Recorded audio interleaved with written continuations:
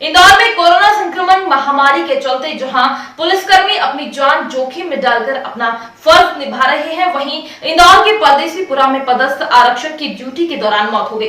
मामले की जानकारी मिलते ही इंदौर आईजी विवेक शर्मा थाना परदेसीपुरा पहुंचे और पूरी जानकारी ली। वहीं अन्य पुलिसकर्मियों को खुद के स्वास्थ्य का ध्यान रखने के लिए भी कहा गया।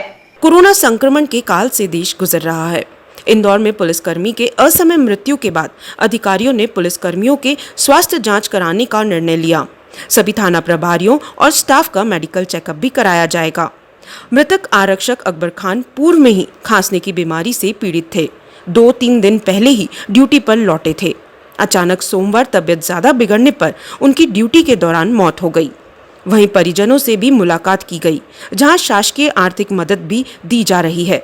वहीं शव को पोस्टमार्टम के लिए एमवाय अस्पताल भिजवाया गया है।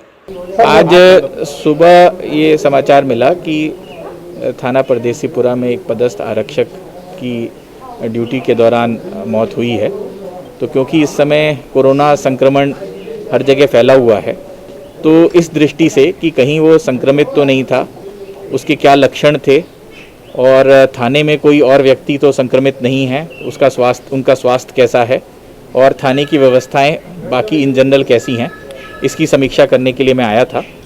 मैं यहाँ आने से पहले मॉर्चरी में उनकी पत्नी से मुलाकात करके उनसे बातचीत करके आया हूँ। उनको जो शासकीय सहयोग हो सकता था वो सब मुहैया कराया गया है। उनसे बात भी मैंने करी। बात करने में अभी प्राथमिक रूप से ये पाया गया है कि उनको ब्लड प्रेशर की और काफ़ी उनको एस्थमा की प्रॉब्लम थी, ओवरवेट बहुत ज़्यादा थे। वहीं आईजी साहब ने बताया कि अन्य और भी पुलिसकर्मियों से चर्चा हुई है।